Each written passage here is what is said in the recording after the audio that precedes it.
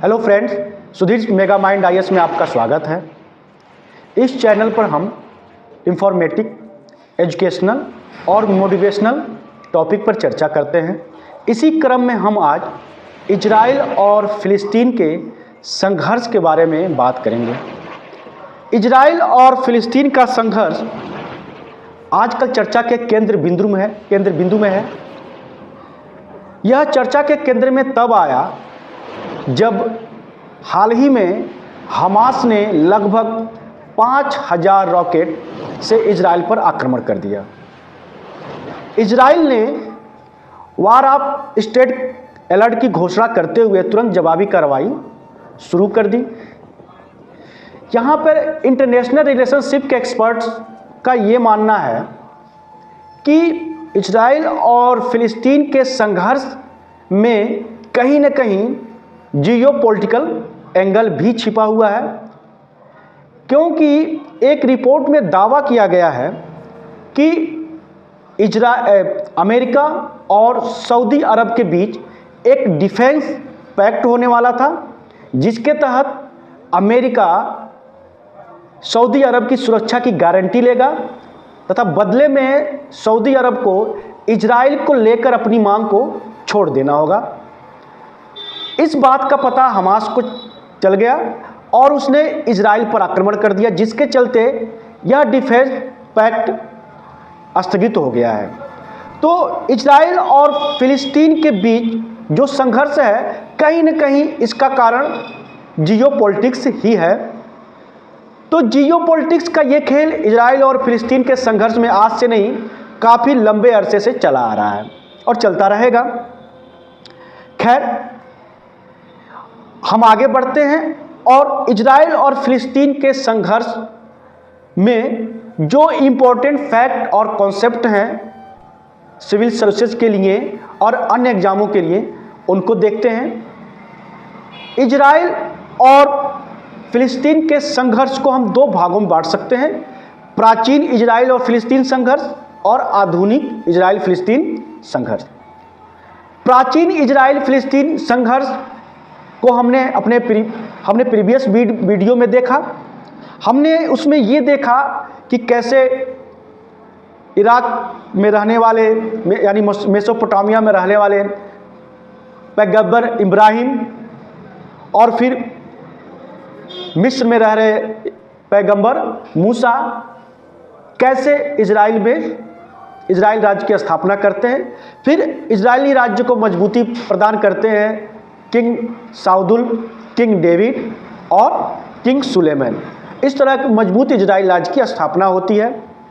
फिर उस पर बाहरी आक्रमणकारियों का आक्रमण शुरू होता है। इसी क्रम में पारस के हकमनी वंश के शासक सिकंदर, सीरियाई शासक और 70 बीसी के आसपास रोमन शासक आक्रमण करते हैं, जिससे उसके बाद इजरायली जो है इजराइल को छोड़ के विभिन्न देशों में पलायन कर जाते हैं और अपनी मातृभूमि को छोड़ देते हैं। फिर उसके बाद समय बीतता है और वहाँ पे जो इजराइल फिलिस्तीन क्षेत्र है, वहाँ पे ओटोमन साम्राज्य का अधिकार हो जाता है।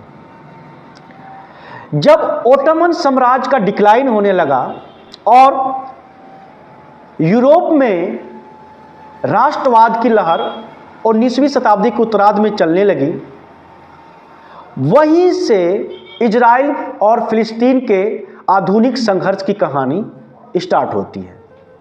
जब यूरोप में राष्ट्रवाद की लहर चल रही थी और छोटे छोटे राज्य एक होकर एक बड़े देश का निर्माण कर रहे थे, जिसको हम इटली और जर्मनी के एकीकरण के रूप में देख सकते हैं, तो इस एकीकरण के जो राष्ट्रवाद के चलते हो रहा था, उस राष्ट्रवाद की लहर से यहूदी भी अछूते नहीं रहे।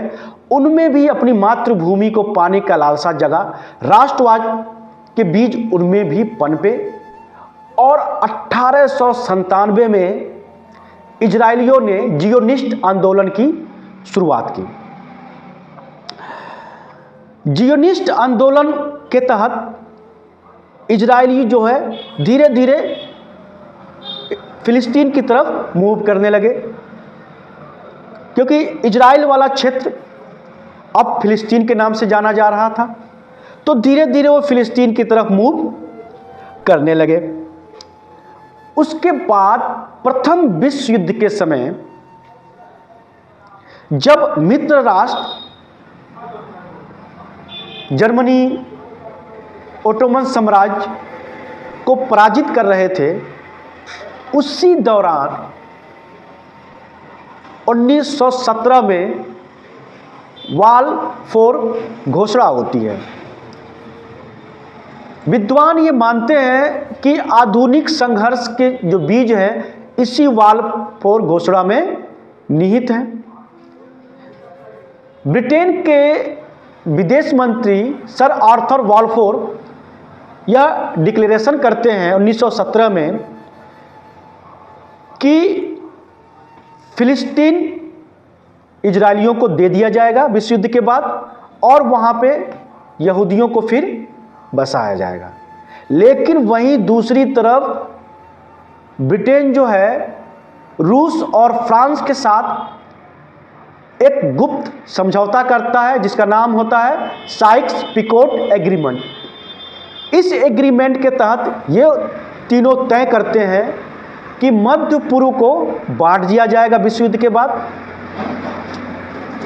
फिलिस्तीन पर नियंत्रण रहेगा इंग्लैंड का, सीरिया और जॉर्डन पर नियंत्रण रहेगा फ्रांस का, तथा इजिप्ट के कुछ भागों पर नियंत्रण होगा रूस का। खैर, प्रथम विश्व युद्ध में ओटोमन साम्राज्य की हार होती है और फिलिस्तीन पर नियंत्रण स्थापित कर लेता है ब्रिटेन, जबकि बाल्फोर घोषणा में उसने इस फिलिस्तीन को इजरायलियों को देने का वादा करता है, लेकिन वो उसको इजरायलियों को नहीं देता है, बल्कि ब्रिटेन उस पर अपना नियंत्रण स्थापित कर लेता है। इस दौरान फिलिस्तीनी मूव करते हैं इजराइल की तरफ, अपनी मातृभूमि की तरफ। इस दौरान प्रथम विश्व युद्ध के बाद यूरोप में यहूदियों के प्रति एक नफरत का दौर चलता है जिसे एंटीसेटिज्म कहते हैं। 1930 के दशक में जर्मनी में हिटलर के नेतृत्व में नाजीवाद का उदय होता है। हिटलर सबसे ज्यादा नफरत यहूदियों से करता था। हिटलर का मानना था कि यहूदियों के चलते ही विश्व युद्ध हुए, क्योंकि यहूदी ही सबसे बड़े उद्योगपति थे उस दौरान और वो हथियारों का व्यापार करते थे। तो मुनाफा कमाने के लिए यहूदियों ने हथियारों की होड़ शुरू करा दी यूरोप में, और दोनों ग्रुपों को उसने हथियार बांटे। तो इस तरह प्रथम विश्व युद्ध जो हुआ वो यहूदियों के कारण हुआ। और हिटलर यह भी मानता है कि प्रथम विश्व युद्ध में उनके धोखेबाजी के कारण ही जर्मनी की हार हुई थी। दूसरा, हिटलर का यह मानना था कि ईसा मसीह को सूली पर चढ़ाने वाले यहूदी ही थे। तीसरा, हिटलर का यह मानना था कि यहूदियों ने ही समाजवाद का प्रतिपादन किया है, क्योंकि कार्ल मार्क्स एक यहूदी परिवार से आते हैं और हिटलर समाजवाद से बहुत ही नफरत करता था। चौथा, वो रेसिज्म से भी प्रभावित था। वो यहूदी रेस से बड़ा नफरत करता था, क्योंकि यहूदी बहुत ही विद्वान, उद्यमी और धनी होते थे। आइंस्टीन भी यहूदी ही थे, तो जिससे चलते वो उनसे नफरत करता था। और अंतिम बात, वो यहूदियों को धोखेबाज समझता था, विश्वास नहीं करता था। उसके पीछे कारण ये बताया जाता है कि उसकी एक गर्लफ्रेंड थी जो यहूदी थी, तो उसने धोखा दिया था, तो इमोशनली वो ब्रेक हो गया था, इसलिए यहूदियों को वो धोखेबाज समझता है। 6 साल में हिटलर 60 लाख यहूदियों को मरवाता है, जिसमें से 15 लाख तो सिर्फ बच्चे ही थे। 42 लाख यहूदियों को वो गैस चैम्बर में डालकर मरवा देता है। इस घटना को होलोकास्ट कहा जाता है। तो होलोकास्ट के थ्रू वो 60 लाख यहूदियों को मरवाता है। अब होलोकॉस्ट के कारण यहूदी डर जाते हैं और यूरोप को छोड़कर बड़ी तेजी से फिलिस्तीन में जाकर बसने लगते हैं। जब वो फिलिस्तीन जाते हैं, वो जमीन खरीदते हैं, बसने लगते हैं बड़ी मात्रा में, तो अरब वासियों से उनका मुठभेड़ शुरू हो जाता है, क्योंकि अरब वासियों को, फिलिस्तीनियों को वो वहाँ से भगाने भी लगते हैं और उनकी झड़प बढ़ने लगती है। क्योंकि फिलिस्तीन ब्रिटेन के कंट्रोल में था, हालांकि उसने वादा किया लेकिन फिलिस्तीनियों को दिया नहीं, वो उसने फिलिस्तीनियों को चीट किया। क्योंकि उसने वादा, सवाल ये है तो फिर उसने वादा क्यों किया फिलिस्तीनियों को देने बाल्फोर घोषणा में? तो उसका सबसे बड़ा कारण था कि वो अमेरिका और रूस का सहयोग चाहता था प्रथम विश्व युद्ध में, ताकि ये खुल के उसके तरफ से लड़े। और इन दो देशों में यहूदियों का प्रभाव था, बड़े बड़े उद्योग व्यक्ति थे, सरकार में सम्मिलित थे, तो वो यहूदियों को आकर्षित करने के लिए, यहूदियों का सपोर्ट पाने के लिए, इंग्लैंड और रूस का फुल सपोर्ट पाने के लिए उसने ये वॉरफेयर घोषणा की। लेकिन युद्ध जब प्रथम विश्व समाप्त होता है तो अपने वादे से मुकर जाता है। खैर, फिलिस्तीन में इजरायलियों और यहूदी अरब वासियों की झड़प होती है। एक बड़ी झड़प होती है 1936 में, जिसको कि ब्रिटेन इजरायलियों की मदद से दबा देता है। फिर मामला और बढ़ता है, संघर्ष लगातार होते रहते हैं। जब ये मामला ब्रिटेन से नहीं संभलता है तो वो मामला यूएनओ में चला जाता है 1947 में। 1945 में यूएनओ की स्थापना हो चुकी थी। 1947 में जब ये मामला यूएनओ में जाता है तो वहाँ मतदान होता है, जिसमें टू नेशन थ्योरी को अपनाया जाता है और ये कहा जाता है कि जिन क्षेत्रों में इजरायली बहुसंख्यक हैं वो क्षेत्र इजरायलियों को दे दिया जाए, और जिन क्षेत्रों में फिलिस्तीनी बहुमत में है, बहुसंख्यक हैं, वो क्षेत्र फिलिस्तीनियों को दे दिया जाए। अब बात फंसती है यरूशलेम को लेके कि यरूशलेम पे तो दोनों दावा कर रहे हैं, फिर यरूशलेम किसको दिया जाए? यूएनओ फैसला लेता है कि यरूशलेम ना इजरायलियों को दिया जाए ना फिलिस्तीनियों को दिया जाए, बल्कि यह अंतर्राष्ट्रीय नियंत्रण में रहेगा। और 1947 में इजराइल को एक स्वतंत्र देश के रूप में यूएनओ मान्यता भी दे देता है। 1948 में ब्रिटेन फिलिस्तीन को खाली कर देता है और यह क्षेत्र इजरायलियों को सौंप देता है। वहाँ पर इजरायली एक इजराइल राज्य की स्थापना करते हैं, इजराइल राज्य की स्थापना करते हैं। उसके बाद 1948 में अरब वार शुरू हो जाता है, क्योंकि इजरायली और अरब देश यूएनओ की बातों को स्वीकार करने से इनकार कर देते हैं। तो 1948 में नवनिर्मित इजराइल राज्य पर मिस्र, सीरिया, जॉर्डन और इराक आक्रमण कर देते हैं। इस युद्ध में इजराइल न सिर्फ अपने आप को डिफेंड करता है, बल्कि वह अरब वासियों को बुरी तरह पराजित करता है और वह फिलिस्तीन के लगभग 50% भाग पर कब्जा कर लेता है, साथ ही पूर्वी यरूशलेम पर कब्जा कर लेता है। जॉर्डन का कब्जा वेस्ट बैंक पर हो जाता है और मिस्र का कब्जा गाजा पट्टी पर हो जाता है। इस अरब वार से, इजराइल और अरब वार से लगभग 7 लाख फिलिस्तीनी अपने मातृभूमि को छोड़ने के लिए मजबूर हो जाते हैं। 1967 में फिर एक बार अरब देश मिस्र, सीरिया और जॉर्डन इजराइल पर आक्रमण करने का प्लान बनाते हैं, लेकिन ये देश उस पर आक्रमण करें उससे पहले ही इजराइल उन पर आक्रमण कर देता है तथा लगभग पूरे फिलिस्तीन को जीत लेता है। और इसके साथ साथ वह मिस्र से गाजा पट्टी, लेबनान से वेस्ट बैंक और सीरिया से गोलन हाइट को भी जीत लेता है। इसके बाद ये संघर्ष चलते रहते हैं, लेकिन अरब के देश अब इजराइल पर आक्रमण करना बंद कर देते हैं, क्योंकि इजराइल एक महाशक्ति के रूप में इस क्षेत्र में स्थापित हो जाता है। उसके महाशक्ति बनने के पीछे प्रमुख कारण था पश्चिमी देशों का सहयोग और समर्थन।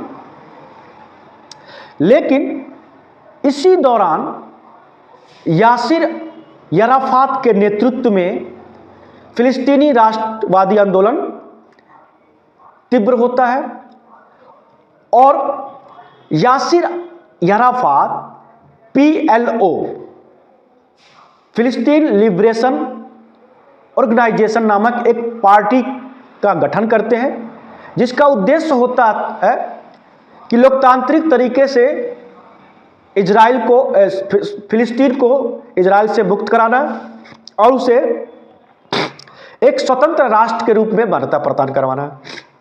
लेकिन PLO के इस लोकतांत्रिक प्रक्रिया से जो फिलिस्तीन का राइट विंग्स वो खुश होता है, वो खुश नहीं होता है और राइट विंग्स हमास नामक एक आतंकवादी संगठन का गठन 1987 में करता है। हमास का उदय होता है। हमास का उद्देश्य होता है आतंक और भय से फिलिस्तीन को मुक्त कराना और एक मजबूत फिलिस्तीन राष्ट्र का निर्माण करना। तो इस तरह इजराइल में हम दोहरी राजनीति देखते हैं, जहां PLO का जो तरीका था लोकतांत्रिक था, वहीं हमास का जो तरीका था आतंकवादी गतिविधियों द्वारा देश को आजाद कराना था। संघर्ष चलते रहते हैं।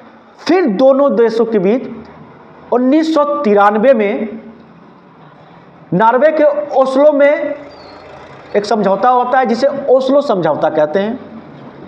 इस समझौते के तहत यह तय होता है कि इजराइल के नियंत्रण में जो भूमि है उसमें से वेस्ट बैंक और गाजा पट्टी फिलिस्तीन को दे दिया जाएगा, जहां पर फिलिस्तीन की PLO सरकार एक लोकतांत्रिक तरीके से सरकार चलाएगी। शेष भाग इजराइल के पास ही रहेगा तथा इजराइल को फिलिस्तीन की राजनीतिक पार्टी PLO को मान्यता देना होगा। यह समझौता 50 साल के लिए होता है, लेकिन इस समझौते से हमास खुश नहीं होता है और संघर्ष चलते रहते हैं। और हाल ही में जो संघर्ष चल रहे हैं वो भी उन्हीं संघर्षों में से एक संघर्ष है और ये चलता रहेगा, चलते आ रहे हैं और चलते रहेंगे।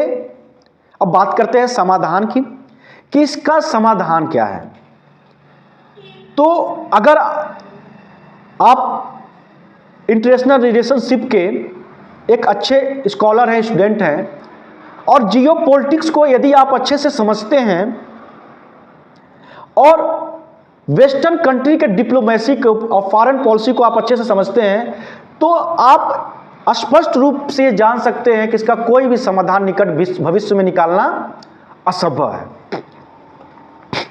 कारण है कि इस क्षेत्र का यानी मिडिल ईस्ट का, पूर्व मध्य का यानी फिलिस्तीन और इजराइल क्षेत्र का जियो पॉलिटिक्स दृष्टि से महत्व, यह जियो पॉलिटिक्स दृष्टि से इतना महत्वपूर्ण है क्योंकि यहाँ पर पेट्रोलियम पदार्थों की प्रचुरता पाई जाती है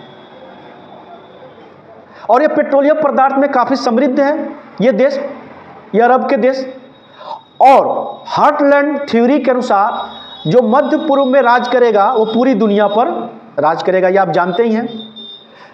तो इन क्षेत्रों में राजनीतिक अस्थिरता उत्पन्न करके पश्चिमी देश अपने शक्ति का प्रदर्शन और राजनीतिक नेतृत्व का परिचय देकर अपने प्रभाव को बढ़ाना चाहते हैं ताकि उनका प्रभाव इन देशों पे बना रहे और इजराइल के रूप में अपना सहयोगी वो चाहते हैं इस क्षेत्र में, ताकि इजराइल के माध्यम से इन पे दबाव कायम किया जा सके।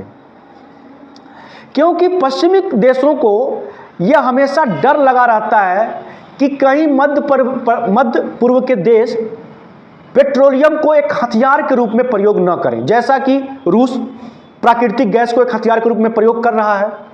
तो इसलिए ये देश, पश्चिम के देश यहाँ पर राजनीतिक अस्थिरता उत्पन्न करते हैं ताकि यह देश इसमें उलझे रहें और वो हस्तक्षेप करके इन पे अपने प्रभाव को बढ़ाता रहे।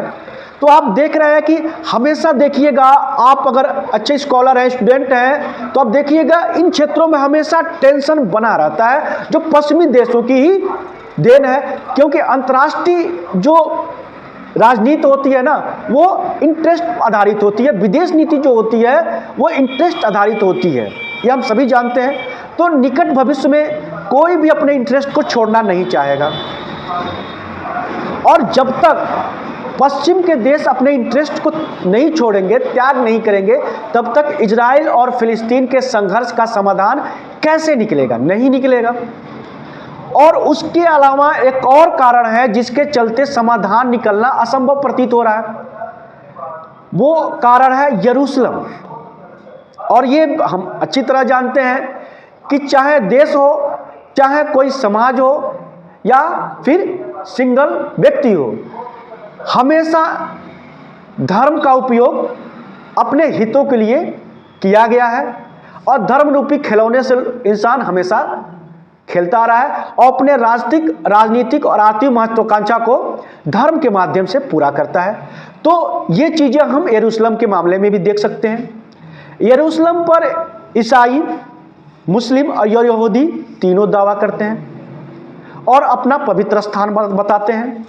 जहां यहूदी ये दावा करते हैं कि यरूशलेम में उनके पवित्र मंदिर का एक पश्चिमी दीवार स्थित है, जो उनके लिए आस्था और विश्वास का प्रतीक है। वहीं वो ये भी मानते हैं कि किंग डेविड ने यरूशलेम को जीत के अपनी राजधानी बनाई थी। दूसरी तरफ ईसाई भी मानते हैं कि यरूशलेम उनके लिए बहुत ही पवित्र स्थान है, जिसको वो छोड़ नहीं सकते, क्योंकि उनका मानना है कि यरूशलेम में ही ईसा मसीह को फांसी पर चढ़ाई गई थी और एक उनका पवित्र चर्च भी है। वहीं मुस्लिमों का भी मानना है कि यरूशलेम उनके लिए उतना ही पवित्र है जितना ईसाई और यहूदियों के लिए, क्योंकि यरूशलेम में मुस्लिमों का अल अक्सा मस्जिद है, जो मक्का और मदीना के बाद मुस्लिमों का तीसरा पवित्र मंदिर है। और उन इस्लामिक मान्यताओं के अनुसार यरूशलेम से ही पैगंबर मोहम्मद साहब स्वर्ग गए। तो ये तीनों धर्मों की जो आस्था और विश्वास है, अब सवाल ये है कि इनमें से त्याग कौन करेगा? यरूशलेम को छोड़ेगा कौन और अपने आस्था और विश्वास को छोड़ेगा, या फिर यरूशलेम को तीनों में बांटा जाएगा? ये कैसे संभव होगा? यह एक विचारणीय प्रश्न है।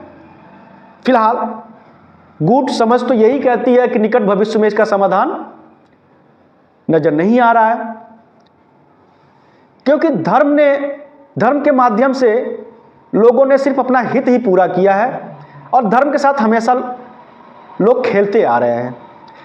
अपने राजनीतिक और आर्थिक महत्वाकांक्षा पूरा करना हो, धर्म का नारा दे दीजिए। अपने किसी काम को करवाना हो किसी से, धर्म का नारा दे दीजिए। तो धर्म के रूप समझदार व्यक्ति या चालाक व्यक्ति हमेशा धर्म को एक हथियार के रूप में प्रयोग किया है, और इजराइल फिलिस्तीन संघर्ष में हम देख रहे हैं। फिलहाल ये संघर्ष तो चलता ही रहेगा, और मानव जाति के लिए इसका समाधान निकालना बड़ा ही मुश्किल लग रहा है।